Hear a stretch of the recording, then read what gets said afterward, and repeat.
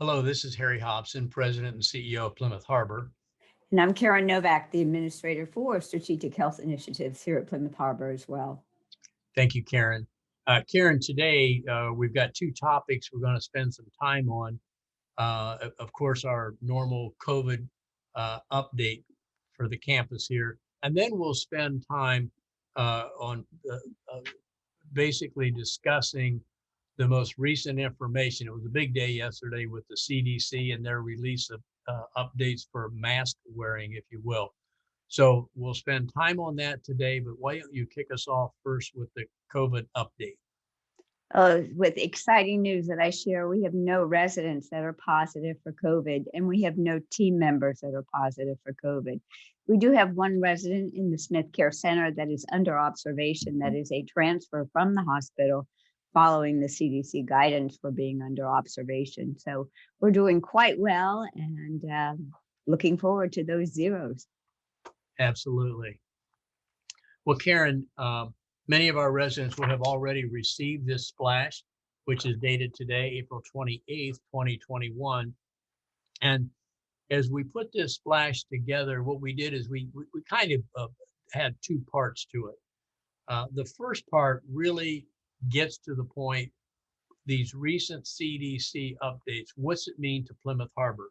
So you'll see that spelled out, 1 through 12. That is meaningful for the residents and team members here at Plymouth Harbor. But then thank you, because the second half gets a little bit more into the detail from CDC, kind of in their own language. And we felt that that would be useful for everybody. So while it's a lengthy splash, if you're interested in just what specifically pertains to Plymouth Harbor, that's really contained in the first page and a half. So let's go ahead and begin with some of those highlights right now on mask wearing. Sure. Well, we know that in our public area, we are still going to be wearing masks. When I say public area, that's in the elevators, it's in the hallways, it's in those common areas. Those are the areas that we're going to keep those masks on at all times. When you break out into a particular room, at that point in time, if everybody's fully vaccinated, then we can discard that mask. But again, in the common areas, the public areas, that's when we're going to mask up still. Okay, elevator capacity. Let's spend Oh, some time on that under the new CDC guidelines. ab- this is where we kind of had to kind of guess a little bit, but still make it fall within the parameters of the CDC guidance. We're going to open up the elevators to a total of 6 for the tower elevators and the Northwest Garden elevators. But while you're in that elevator, we ask that you please do don your mask. In the East and West Gardens, we want to make sure that it's not quite as big as those tower elevators. So we're going to allow 3 people in there, but you must have your mask on. Again, in the tower in the Northwest Garden, you can have up to 6 people fully masked. The East and West areas, we're going to go ahead and up that to that number to 3. But again, fully masked. Okay, and Karen, we've got, in addition to the 3 lobby elevators, they can also go up to 6 in the side elevator in off the tower lobby, and then also that service elevator between the North Garden and the West Garden. I think we can take that up to 6 as well, because those are the larger elevators. That's correct. Okay, here's a big one. Okay, share how we're approaching guests here at Plymouth Harbor, particularly on the independent side. And we've been closed to guests for probably almost a year now. Yes, and I think this is going to make a lot of you very, very happy. We are going to open up to all guests, whether they're vaccinated or not, they can come in. We ask that they do don their mask, regardless of their vaccine status. They still have to go through that screening process, but we ask that they go straight from the screening area up to your apartment. We are currently not open to any of the amenity areas for those guests at this time. So anybody coming through the door, please make sure that they are screened and wearing a mask. I think you're right. I think it's going to make quite a few people very happy that we're doing this. On the other hand, we know that there'll also be a percentage of people that think we're not quite ready. This is where self-governance comes in, because if I've got a unvaccinated guest coming to visit me at Plymouth Harbor, it really becomes my responsibility to make sure that that person understands that they have to wear the mask from the time they enter the building all the way to my apartment, and then when they leave it. So very, very important. Correct. Something that might even be a little more popular than that is the overnight stays. Many of you have called and wanted to know when we're going to do this. And now we're going to open it up to overnight stays. But again, we are not open to having our guests come into the dining room or go into any of those common spaces that you as a resident have access to. But you can have that guest spend the night in your apartment. But again, it's your apartment. We ask that they come through the screening process and then go directly up to your apartment. And yes, they can stay the night. And I know we've all been watching the news over the last 24 hours. So I know there'll no longer be a mask requirement for any outdoor activities such as walking, swimming pool area, etc. And I want to emphasize that because what we're saying now regarding our outdoor swimming pool, we're not going to put a cap on the number of residents or guests that can use that pool. And most important, from summer, there's no reservation required. So now the pool is fully open. Sure. You know, this That's outdoor pool only. correct. The Surgeon General has actually kind of said that these quote unquote small gatherings are okay to not wear a mask outside. It's the large gatherings, the crowds that when you don't have that elbow room, you're kind of running into people just with their elbows out. And that's usually something we see maybe at a parade or at a sporting event or at a concert of some sort. But here at Plymouth Harbor, we really don't have that amount of people, even with our guests, to really worry about being overcrowded. But anytime you're in a situation where you have a bunch of you kind of gathered, make sure you've got that elbow room around you so that you know you're not breathing in somebody's air as they exhale. You know, Karen, you probably do a better job than most experts that I've been listening to over the last 24 hours. The question always is, so what's a small gathering? What's a large gathering? And there's never really a clear answer to that other than sufficient elbow room. So the 6.5 feet social distancing goes away. We're Yeah. not limiting the capacity, but we're basing it on sufficient space. We don't want people bunched up together. Absolutely. Yeah. Remember, keep those elbows out. And if they kind of can get out there freely, you are good to go. Also, by the way, that holds through for not only the indoor pool, wood shop, and art studio, but reservations in those areas, not the outdoor pool, but in those other areas are still required. Okay. Right. And want to emphasize that on indoor therapy pool. Will increase the number of people there, but still need that reservation. Right. And when you're indoors, remember, you've got to kind of keep an eye on that elbow room.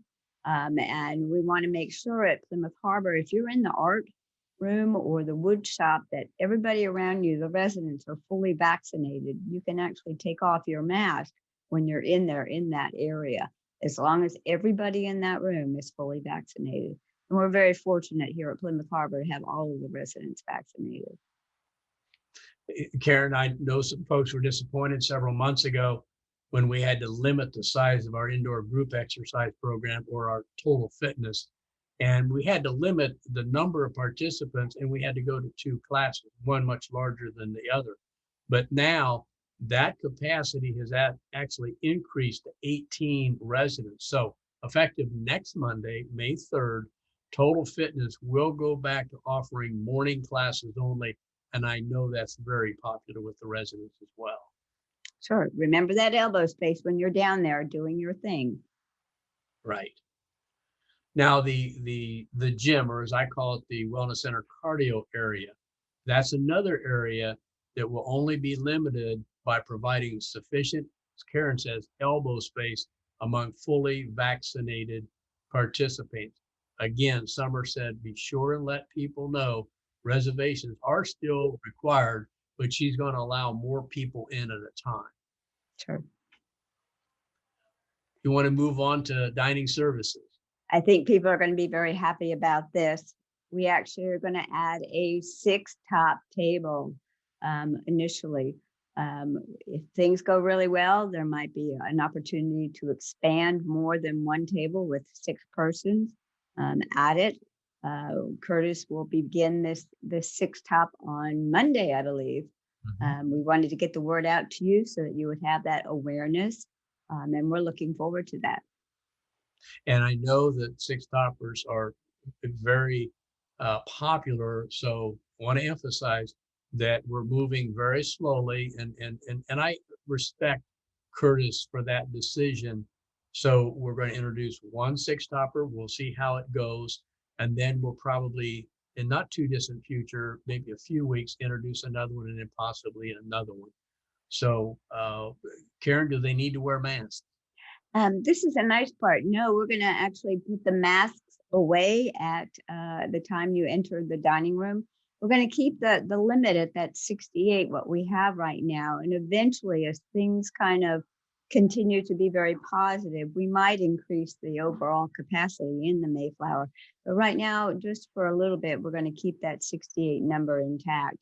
So when you do enter the dining room, after you've come through the common area with your mask on, you can take your mask off and you don't have to socially distance. And that's what's really allowing us to make this change and having that 6-topper available to you. So no mask and no social distancing in the Mayflower dining room. You know, as our residents know, we work very closely with the resident association leadership. And I'm just going to emphasize what you just said from this standpoint, and that is no mask once you land, if you will. But as you travel from point to point indoors at Plymouth Harbor, then there is a mask requirement. So if I leave my apartment, in my apartment, of course, I don't have my mask on, even if I have guests there that are fully vaccinated. But then once I leave there, I go take the elevator. If that's the way I go to the dining room, must have the mask on. Once I arrive at my table, mask comes off. Now, our team members will continue to wear their masks, all the servers, etc. That's correct. You know, we keep the mask on in the common area because if you think about out in public, we are not aware of people's vaccination status. And now that we're opening up to guests, we may have somebody that arrives and is not vaccinated. And we want to make sure in that common area that you are protected, as well as that resident who's not vaccinated.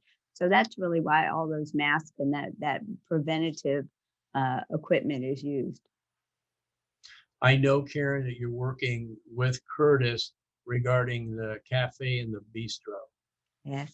We're actually going to walk and identify how many people that we can actually sit comfortably with that elbow room in those venues. And as we identify that number, Curtis and I will get that information out to everybody. Will masks be required? Mask will not be required. Again, it's that fully vaccinated word we're going to use with anything. As long as everybody in the room is fully vaccinated, there is no mask and there's no social distancing.